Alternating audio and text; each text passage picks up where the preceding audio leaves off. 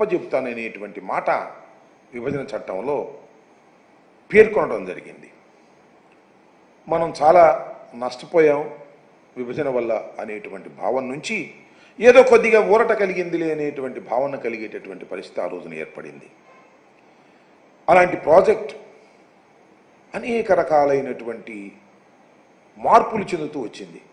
కేంద్ర ప్రభుత్వం చేయవలసినటువంటి ప్రాజెక్టుని చంద్రబాబు నాయుడు గారు రాష్ట్ర ప్రభుత్వమే చేస్తుందనేటువంటి మాట తీసుకొని రాష్ట్ర ప్రభుత్వం చేతే నిధులు ముందుగా డబ్బు ఖర్చు పెట్టడం, మళ్ళా కేంద్ర ప్రభుత్వం వాటిని రీఎంబర్స్ చేయటం అనేటువంటి విధానంతో దీన్ని ప్రారంభించారు. ప్రారంభించి 2018కి పూర్తి చేసి జాతికి అంకితం చేసేస్తాము అని చంద్రబాబు నాయుడు గారు వాళ్ళు ప్రగల్భాలు పలికారు. 2018కి పూర్తి కాలేదు. 2019లో మళ్ళీ వచ్చిన ఎన్నికల్లో వైఎస్ఆర్ కాంగ్రెస్ పార్టీ అధికారంలోకి వచ్చింది. అధికారంలోకి వచ్చిన తర్వాత మళ్ళా దాన్ని మేము శరవేగంతో ముందుకు తీసుకువెళ్ళేటటువంటి ప్రయత్నం చేస్తూ వచ్చాం. దీనిలో ప్రధానంగా ఇప్పుడు చెప్పదలుచుకున్నది ఏమిటంటే ఇది అబ్నార్మల్ డిలే అవుతా ఉన్నది. అనుకున్న సమయానికి కావడం లేదు. మా టైంలో కూడా మేము పూర్తి చేస్తాము అని అనుకున్నాం, కాలేదు. ఎందుకు కాలేదు, కారణం ఏమిటి, ఇంత అబ్నార్మల్ డిలే కావడానికి కారణం ఏమిటి అనే అంశం మీద నేను అనేక సందర్భాలలో నేను చాలా వివరంగా వివరించేటటువంటి ప్రయత్నం చేశాను. దానిలో ప్రధానమైనది ఏంటంటే డయాఫ్రమ్ వాల్. డయాఫ్రమ్ వాల్ అనేది చంద్రబాబు నాయుడు గారి కాలంలో డయాఫ్రమ్ వాల్ కొట్టుకుపోయింది. ఆ డయాఫ్రమ్ వాల్ కొట్టుకుపోవడం వలన మొత్తం టోటల్ ప్రాజెక్ట్ డిలే అయిపోయింది అనేటువంటి విషయాన్ని పలుమార్లు చెప్పేటటువంటి ప్రయత్నం చేశాం. చంద్రబాబు నాయుడు గారు ఆయన తాబేదారులు ఏం చెప్పుకుంటూ వచ్చారంటే డయాఫ్రమ్ వాల్ కొట్టుకుపోవడానికి కారణం జగన్మోహన్ రెడ్డి గారు. జగన్మోహన్ రెడ్డి గారి ప్రభుత్వం అధికారంలోకి వచ్చిన తర్వాత 2019లో అధికారంలోకి వచ్చిన తర్వాత మేలో ప్రమాణ స్వీకారం చేసిన తర్వాత ఆయన తగిన జాగ్రత్తలు తీసుకోకపోవడం వలన, కాఫర్ డ్యాముల గ్యాప్ను పూర్తి చేయకపోవడం వలన డయాఫ్రమ్ వాల్ కొట్టుకుపోయింది అనేటువంటి వాదనని తీసుకొచ్చి తన పత్రికల్లో రాంచి గోబెల్ ప్రచారం చేసి విధ్వంసానికి కారణం జగన్మోహన్ రెడ్డి గారు అనేటువంటి మాటను పదే పదే వల్లవేసి జనాన్ని నప్పించేటటువంటి ప్రయత్నం చేశారు. నేను చాలా స్పష్టంగా పలుమార్లు చెప్పాను, శాసనసభలో చెప్పాను. చంద్రబాబు నాయుడు గారు అవగాహన రాహిత్యం వలన, తొందరపాటు తనం వలన, వ్యూహాత్మక తప్పిదం వలన డయాఫ్రమ్ వాల్ కొట్టుకుపోవటమే కాకుండా ప్రాజెక్టు చాలా డిలే అయిపోయింది, ఖర్చు కూడా పెరిగిపోయింది అనేటువంటి విషయాలను చాలా స్పష్టంగా చెప్పేటటువంటి ప్రయత్నం చేశాం. ఈ రెండు వాదనలు జరుగుతూ ఉన్నాయి. వాళ్ళ వాదన వాళ్ళు వినిపిస్తున్నారు, మా వాదన మేము వినిపిస్తున్నాం. దీనికి ఎవరు కారణం అనేది కాస్త లోతుగా ఆలోచించే కామన్ సెన్స్ ఉన్నటువంటి వ్యక్తులకి చాలా క్లియర్గా అర్థమైపోయినా బుకాయించేటటువంటి ప్రయత్నం చేస్తూ వచ్చారు. ఇవాళ నేను ప్రత్యేకంగా చెప్పదలుచుకున్నటువంటి అంశం ఏమిటయ్యా అంటే ఈ పోలవరం ఇరిగేషన్ ప్రాజెక్టు మీద ఈ డిలే అవడం మీద, లేదు ఈ డయాఫ్రమ్ వాల్ దెబ్బతినిపోయిన తర్వాత ఆ డయాఫ్రమ్ వాల్ ఎంత మేరకు దెబ్బతిన్నది, దాన్ని ఏ విధంగా దాన్ని సరిచేయాలి అనే దాని మీద చర్చోపచర్చలు జరిగాయి. సిడబ్ల్యూసి, రాష్ట్ర ప్రభుత్వం, పీపీఏ అన్నీ కూడా మాట్లాడుకొని అసలు డయాఫ్రమ్ వాల్ ఏ మేరకు దెబ్బతిన్నది అనేటువంటి ఉద్దేశంతో ఎన్హెచ్పిసి వాళ్ళ చేత, మన భారతదేశంలో కాస్త ఎక్స్పర్ట్స్గా ఉన్నటువంటి NHPC, national hydro power corporation వాళ్ళ చేత మా టైంలోనే దాన్ని ఎగ్జామిన్ చేసి అది 485 మీటర్ల మేర దెబ్బతినిపోయింది అనేటువంటి కంక్లూషన్కి రావడం జరిగింది. ఈ దెబ్బతినిపోయినటువంటి ఈ డయాఫ్రమ్ వాల్ని రిపేర్ చేయాలా లేక ప్యారలల్గా మరొక డయాఫ్రమ్ వాల్ వెయ్యాలా అనే దాని మీద సరే మేమైతే యాజ్ ఎ లేమెన్గా లేదా కాస్త తెలిసిన వాళ్ళలాగా better to form a new diaphragm wall parallel అని మేము అనుకున్నాం. కానీ శాస్త్రీయంగా దాన్ని అధ్యయనం చేసి ఈ డయాఫ్రమ్ వాల్ పనికిరాదు, మరొక డయాఫ్రమ్ వాల్ ప్యారలల్గా వెయ్యాలి అని చెప్పాలి అంటే దానికి ఎక్స్పర్ట్స్ కావాల్సినటువంటి అవసరం ఉన్నది. దాని మీద మేము ఆ రోజుల్లో జగన్మోహన్ రెడ్డి గారు సిడబ్ల్యూసీతో మాట్లాడారు. ఆ అప్పుడు కేంద్ర మంత్రితో మాట్లాడితే ఒక ఎక్స్పర్ట్ కమిటీని వేద్దాము అంటే మన భారతదేశంలో ఎవరు కూడా ఇంత ఎక్స్పర్ట్స్ లేనటువంటి పరిస్థితి ఏర్పడింది. వెతికారు ఇక లాభం లేదని అంతర్జాతీయంగా ఉన్నటువంటి ఎక్స్పర్ట్స్ని ఒక ప్యానల్గా తయారు చేసి వాళ్ళ చేత పోలవరం ప్రాజెక్టును విజిట్ చేసి దీన్ని త్వరితగతిన పూర్తి చేసే కార్యక్రమం చేయాలి అనేటువంటి ఉద్దేశంతో కేంద్ర ప్రభుత్వం ఆ రోజున ఎక్స్పర్ట్ ప్యానల్ని ఒకదాన్ని టెండర్స్ పిలిచి కాన్ఫర్ చేసి దాన్ని ఫైనలైజ్ చేశారు. దానిలో 4 ఎక్స్పర్ట్స్ ఉన్నారు. వాళ్ళు సామాన్యులు కాదు. 2 కెనడాకు సంబంధించిన వాళ్ళు, 2 అమెరికాకు సంబంధించిన వారు. ఈ 4 కూడా సరే మా ప్రభుత్వం దిగిపోయిన తర్వాత చంద్రబాబు నాయుడు గారు అధికారంలోకి వచ్చిన తర్వాత ఈ 4 కూడా పోలవరం వచ్చి విజిట్ చేసి ప్రాథమికమైనది ఒక రిపోర్ట్ని ఇచ్చారు మొన్న 7వ తారీఖున. మళ్ళీ ఇవాళ సుమారుగా ఫైనల్ రిపోర్టు ఆగస్టు 12వ తారీఖున సిడబ్ల్యూసికి సమర్పించారు. దాన్ని పురస్కరించుకొని మీతో కొన్ని మాటలు మాట్లాడదామనే ఉద్దేశంతో ఈరోజు మీడియా ముందుకు రావడం జరిగిందని మనవి చేస్తున్నాం. చాలా స్పష్టంగా ఆ రిపోర్ట్ ఇదిగో సుమారుగా 50 నుంచి 60 పేజీల రిపోర్ట్ ఇదంతా కూడా. ఇది చాలా స్పష్టంగా ప్రతి విషయాన్ని కూడా కేవలం ఈ ప్రాజెక్టు ఎప్పటి నుంచి ప్రారంభమైంది, ఎందుకు ప్రారంభమైంది, ఎవరెవరు ఏమేం పనులు చేశారు, ఎంతవరకు బాగా చేశారు, ఎంతవరకు బాగా చేయలేదు, వాళ్ళేం వైఎస్ఆర్ కాంగ్రెస్ పార్టీ అనో లేదా చంద్రబాబు నాయుడు గారు తెలుగుదేశం అనో ప్రస్తావించకపోయినా ఆ పీరియడ్ కాలం, చంద్రబాబు నాయుడు గారి కాలం దగ్గర ఏం జరిగింది, జగన్మోహన్ రెడ్డి గారు అధికారంలోకి వచ్చిన తర్వాత 2019 మే నుంచి ఏం జరిగింది, అట్లా డేట్ల వారీగా ఇచ్చారు. ఆ డేట్ల వారీగా చదివితే దీనిలో చాలా స్పష్టంగా అర్థమయ్యే అంశం ఏమిటయ్యా అంటే, మేము ఏదైతే ఆర్గ్యూ చేస్తూ వచ్చామో చంద్రబాబు నాయుడు గారి టైంలో ప్రోటోకాల్ లేకోకుండా ఏదైతే పిచ్చి పనులు చేస్తూ ప్రారంభించారో ఆ ప్రారంభాలన్నీ కూడా తప్పు అనేటువంటి మాట చాలా స్పష్టంగా దీనిలో వివరంగా వివరించారని ఈ సందర్భంగా నేను చెప్పదలుచుకున్నాను. మేము ఏం చెప్పాం చాలా స్పష్టంగా, అయ్యా నదిని డైవర్ట్ చేసి మాత్రమే మీరు డయాఫ్రమ్ వాల్ కట్టాలి, కాఫర్ డ్యాముల నిర్మాణం తరువాత మాత్రమే డయాఫ్రమ్ వాల్ కట్టాలి, దానికన్నా ముందు నదిని డైవర్ట్ చేయాలి, స్పిల్వేని నిర్మించాలి, నిర్మించిన తరువాత మాత్రమే మీరు చెయ్యాలి, అలా చేయకపోవడం వల్ల ఈ ప్రమాదం జరిగింది అనేది చాలా స్పష్టంగా అనేక సందర్భాల్లో నేను చెప్పాను, గౌరవ జగన్మోహన్ రెడ్డి గారు చెప్పారు ముఖ్యమంత్రిగా ఉన్నప్పుడు, ఇవాళ సేమ్ అదే వాళ్ళు చెప్పారు. అయ్యా అన్నీ ఒకసారి స్టార్ట్ చేశారు. చంద్రబాబు నాయుడు గారు అధికారంలోకి వచ్చింది 2014లో, పనులు ప్రారంభించింది ఇప్పుడయ్యా అంటే 2014 పోయి 2016 ప్రాంతంలో 2016 ప్రాంతంలో ఆయన ప్రారంభించాడు పనులు.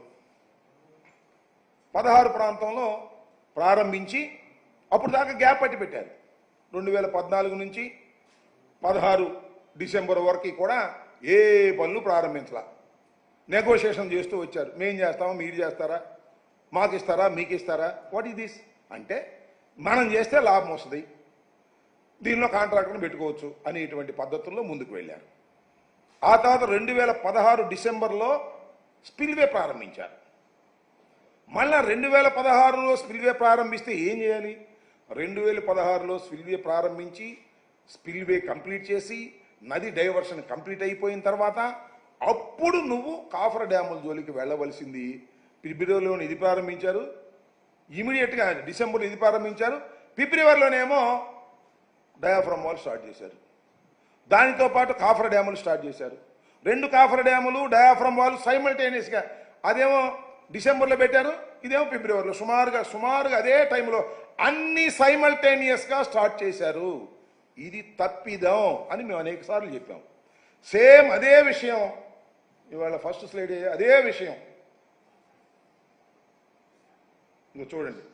డిసెంబర్ 16 నుండి ప్రాజెక్టును పట్టించుకోలేదని, వరద మళ్లింపు కోసం స్పిల్వే పనులు చేయకుండా ఏకకాలంలో కాఫర్ డ్యామ్, ఈసీఆర్ఎఫ్ డ్యామ్ పనులు చేపట్టారని స్పష్టం చేసిన అంతర్జాతీయ నిపుణుల కమిటీ. ఇది చూడండి, చాలా క్లిష్టంగా మొత్తం అంతా చూడండి. 16 వరకు పట్టించుకోవాలా. 2014 వచ్చారు కదా, 16 దాకా పట్టించుకోలేదు. 16లో పట్టించుకోవడంలో కూడా ఎలా పట్టించుకున్నారు?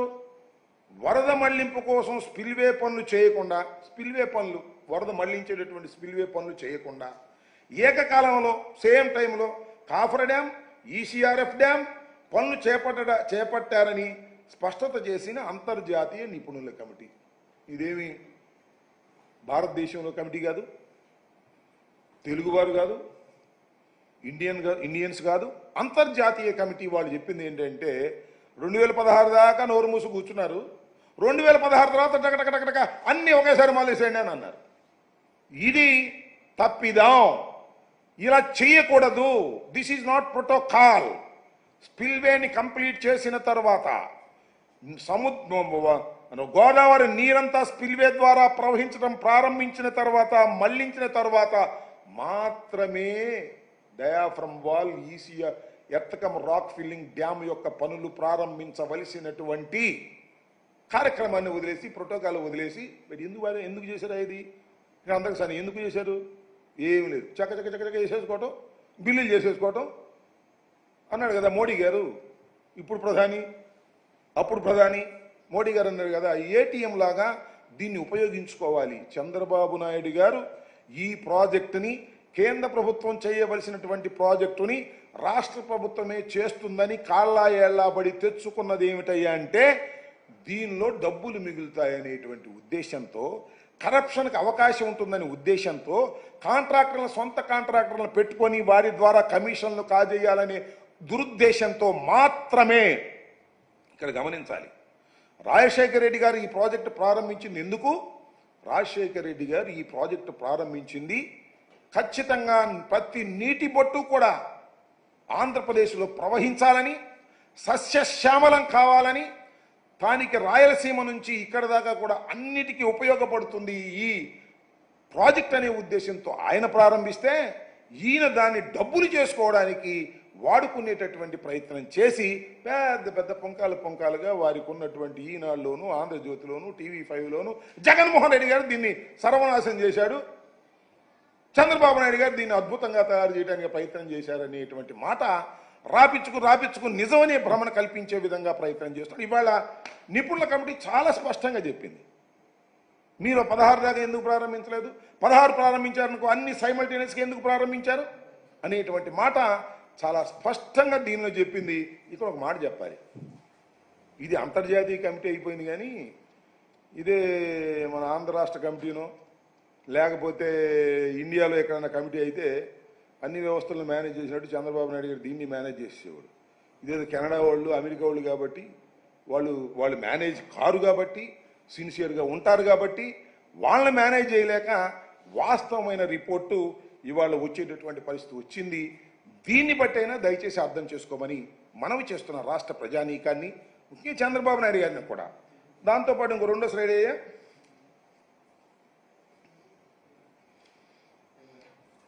ఎస్, పోలవరం ఎగువ కాఫర్ డ్యాం పునాది జెట్ గ్రౌటింగ్ వాల్ 2018 వరదకే దెబ్బతిన్నదని తేల్చిన అంతర్జాతీయ నిపుణుల కమిటీ. ఇక్కడ మీరు ఒకటి గమనించాలి, ఇది నేను చాలాసార్లు చెప్పా, this is most complicated project. ఇది అంత తేలిగ్గా అర్థం కాదు, ఎందుకంటే నాకు కూడా అర్థం కాలేదు కాబట్టి అని అంటే చాలా ట్రోలింగ్ చేశారు. నాకు కూడా అర్థం కాలేదంటే అర్థం ఏంటిది? నేను పెద్ద మేధావినని కాదు, మంత్రిగా ఉన్నాను, నాకు చాలామంది అడ్వైజర్స్ ఉన్నారు, ఇంజనీర్స్ ఉన్నారు, వాళ్ళందరితో డిస్కస్ చేసినా కూడా అర్థం కానటువంటి పరిస్థితి వచ్చింది కొంతకాలం. తర్వాత అర్థం చేసుకున్నాను అంటే చంద్రబాబు నాయుడు గారు కూడా ఆ దేశీ నవ్వుకునేటువంటి ప్రయత్నం చేశారు. ఇక్కడ ఒక మాట చెప్పాలి, చంద్రబాబు నాయుడు గారి లోపాలను మనం చెప్తే ఆయన కోపం వస్తుంది, కానీ చాలా పెద్దవాడు, సీనియరు. ఆయన ఏమన్నాడు తెలుసా ఒకనొక సందర్భంలో, అసలు ఈ పోలవరం ప్రాజెక్టుకి కాఫర్ డ్యాముల నిర్మాణం లేకోకుండానే ప్రాజెక్టు పూర్తి చేయాలనే ఆలోచన చేశాము అన్నాడు. ఏం చెప్పాలి ఇంకా చంద్రబాబు నాయుడు గారిని? మరొకసారి చెబుతున్నా, పోలవరం ప్రాజెక్టులో కాఫర్ డ్యాముల నిర్మాణం లేకుండానే ప్రాజెక్టును పూర్తి చేయాలనేటువంటి ఆలోచన, చర్చ చేశాము అంటే ఇక చంద్రబాబు నాయుడు గారికి అర్థం కాలేదా, నాకు అర్థం కాలేదా, ప్రజలు మేధావులు తేల్చాలని మనవి చేస్తున్నాం. ఇక్కడ నేను మళ్ళా సబ్జెక్టులోకి వస్తే, కాఫర్ డ్యాముల పునాదులు అంటే, కాఫర్ డ్యామ్ పునాది అంటే ఏదైతే ఎత్తకం రాక్ ఫిల్లింగ్ డ్యామ్కి ఈ డయాఫ్రమ్ వాల్ ఎలా ఉంటుందో, ఎత్తకం rock filling dam is a permanent dam. దానికి సీపేజ్ లేకోకుండా డయాఫ్రమ్ వాల్ వేస్తారు. ఆ డయాఫ్రమ్ వాల్తోనే వచ్చినటువంటి ఇబ్బంది వల్ల ఆ డయాఫ్రమ్ వాల్ వేసే ముందు కాఫర్ డ్యాములు వేస్తారు. కాఫర్ డ్యాములు వేసే ముందు నదిని డైవర్ట్ చేస్తారు. ఇది సింపుల్ లాజిక్. కానీ ఇందాక నేను చెప్పినట్టుగా చంద్రబాబు నాయుడు గారి ప్రభుత్వం అన్ని సైమల్టేనియస్గా స్టార్ట్ చేసి డయాఫ్రమ్ వాల్ వేసేసి గ్యాప్ 2లో వేసేసి దీన్ని కాఫర్ డ్యాములు పునాదులైనటువంటివి దాన్ని అవే జెట్ గ్రౌటింగ్ వాల్స్ అవి వేస్తారు. వెరీ టెంపరీ, అవి తీసేస్తారు, తర్వాత కొట్టుకుపోతాయి. అవి స్టార్ట్ చేశారు. అవి స్టార్ట్ చేసిన తరువాత నేను ఇక్కడ మనవి చేస్తున్నా, 2018 చంద్రబాబు నాయుడు గారు అధికారంగా ఉండంగానే డయాఫ్రమ్ వాల్ కంప్లీట్ అయిపోయిన తర్వాతే, కాఫర్ డ్యాములు కంప్లీట్ కాకముందే, ఎప్పుడైతే జెట్ డ్రౌటింగ్ వాల్స్ అయిపోయినాయో వరద వచ్చింది. వరద వచ్చి డయాఫ్రమ్ వాల్ మీద ప్రవహించింది. దాని మీద జెట్ డ్రౌటింగ్ మీద కూడా జెట్ డ్రౌటింగ్ వాల్స్ మీద కూడా ప్రవహించింది. అప్పుడు కొద్దిగా దెబ్బతిన్నాయి. అది చెక్ చేసుకోలేదు. ఆ దెబ్బతిన్న వాటిని కొన్నేమో రిపేర్ చేశారు, కొన్నేమో రిపేర్ చేయకోకుండానే దాని మీద కాఫర్ డ్యాములు నిర్మాణం చేశారు. అందువల్లనే ఇవాళ సీపేజ్ వస్తుంది, భయంకరమైన సీపేజ్, ఆపలేకపోయే పరిస్థితి. కారణం ఏమిటని వీళ్ళు చెప్పారు, మేముగా చెప్పింది. రాష్ట్ర ప్రభుత్వంలో ఉన్నటువంటి వాళ్ళు కాదు చెప్పింది, కేంద్ర ప్రభుత్వంలో ఉన్న వాళ్ళు కాదు చెప్పింది.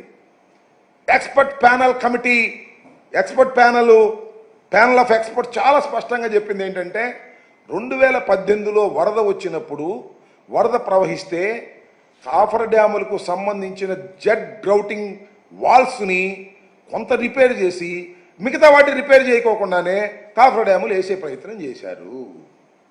ఎంత తప్పిదం అండి ఇది, చిన్న విషయమా? విధ్వంసం ఇది కాదా? ఇంత పెద్ద ప్రాజెక్ట్, రాజశేఖర రెడ్డి గారు కళ్ళగల్ల ప్రాజెక్ట్, ప్రపంచంలోనే అత్యున్నతమైన ప్రాజెక్టుగా తీర్చిదిద్దబడే ప్రాజెక్ట్, చైనాలో ఉన్నటువంటి ప్రాజెక్ట్ కన్నా పెద్దదైన ప్రాజెక్ట్.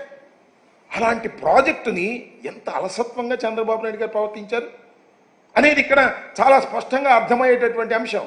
ఆ జెట్ రౌటింగ్ని కరెక్ట్ చేయకోకుండానే వేసేటటువంటి ప్రయత్నం చేయటం చాలా దురదృష్టకరమైనటువంటి అంశం. అది చాలా స్పష్టంగా ఇవాళ ప్యానల్ ఎక్స్పర్ట్స్ చాలా స్పష్టంగా సిడబ్ల్యూస్కి ఇచ్చినటువంటి రిపోర్ట్ అని ఈ సందర్భంగా నేను మనవి చేస్తున్నాను. నెక్స్ట్ ఇంకొచ్చే ఇదేమో yes, this is the third slide. ఏమిటంటే జెట్ రౌటింగ్ వాల్ 200 నుంచి 260 మీటర్ల మధ్య దెబ్బతిన్న దాన్ని సామర్థ్యాన్ని పరీక్షించకుండా 2018 డిసెంబర్లో ఎగువ కాఫర్ డ్యాం పనులు చేపట్టడంపై నిపుణుల కమిటీ విస్మయం వ్యక్తం చేసింది, ఆశ్చర్యాన్ని వ్యక్తం చేసింది. ఏంటది? 200 వాల్లో 200 నుంచి 260 మీటర్ల మధ్య దెబ్బతిన్నటువంటి దాన్ని సామర్థ్యాన్ని పరీక్షించుకోకుండా వరద వెళ్ళిపోయిన తర్వాత దెబ్బతింది. అది దెబ్బతిందా లేదా, దాని సామర్థ్యం ఉందా లేదా అనేది పరీక్షించుకోకుండా 2018 డిసెంబర్లో ఎగువ కాఫర్ డ్యాం పనులు చేపట్టేశారు. వెంబడి దాని మీద కాఫర్ డ్యాంలు వేసేసారు. అంటే హర్రీ. ఎందుకంటే హర్రీ, తొందరగా పూర్తి చేయాలి. తొందరగా పూర్తి చేయండి దేనికి? నిజంగా నీళ్ళు ఇద్దానికి అనుకున్నారా? కాదు. తొందరగా పూర్తి చేస్తే బిల్లు అయింది, బిల్లు అయితే కమిషన్ వస్తుంది, కమిషన్ వస్తే కాజేయచ్చు. ఇదే తాపత్రయంతో దాన్ని చేసినటువంటి విషయాన్ని నేను చెప్తున్నటువంటి అంశం కాదు, చాలా క్లియర్గా ఒకసారి అందరికీ చదివితే అర్థమవుతుందని కూడా నేను ఈ సందర్భంగా చెప్పదలుచుకున్నాను. అలా చేసేటటువంటి ప్రయత్నం చేశారు. నెక్స్ట్ ఫోర్త్ ఇది ఎస్, ఇది దిస్ ఈజ్ కాల్డ్ టోటల్గా ఉన్నది చూసారంటే దిస్ ఈజ్ కాల్డ్ గ్యాప్ 2లో ఉన్నటువంటి డయాఫ్రమ్ వాల్. మొత్తం టోటల్గా ఉన్నటువంటి డయాఫ్రమ్, కొన్ని చోట్ల లోపలగా ఉంది డయాఫ్రమ్ వాల్, కొన్ని చోట్ల పైకి ఉంది. దానికి కారణం ఏంటంటే ఎక్కడైతే రాక్ తగిలిద్దో అంత దూరం వెళ్ళిపోద్ది డయాఫ్రమ్ వాల్. ఈ diaphragm wall is very very permanent, మొత్తం పోలవరంలో స్పిల్వే తరువాత అత్యంత కీలకమైనటువంటి ఏదైనా ఉన్నది అంటే పని ఉందంటే అది డయాఫ్రమ్ వాల్. ఈ డయాఫ్రమ్ వాల్ మీదే ఎర్త్కమ్ రాక్ ఫిల్లింగ్ డ్యామ్ కడతారు. ఎర్త్కమ్ రాక్ ఫిల్లింగ్ డ్యామ్కి నీరు తట్టి కింద నుంచి సీపేజ్ వెళ్ళకోకుండా ఉండటం కోసం ఈ డయాఫ్రమ్ వాల్ అనేదాన్ని వెయ్యాలని నిపుణులు నిర్ధారణ చేశారు. ఇది చాలా చాలా ఇంపార్టెంట్ అయింది. ఈ ఇంపార్టెంట్ అయింది దెబ్బతిన్నటువంటి పరిస్థితి 2018 నుంచి వరద ప్రవహించడం వల్ల ప్రధాన డ్యామ్ గ్యాప్ 2లో డయాఫ్రమ్ వాల్ దెబ్బతిందని స్పష్టంగా చెప్పిన కమిటీ చాలా స్పష్టంగా ఏం చెప్పారండి.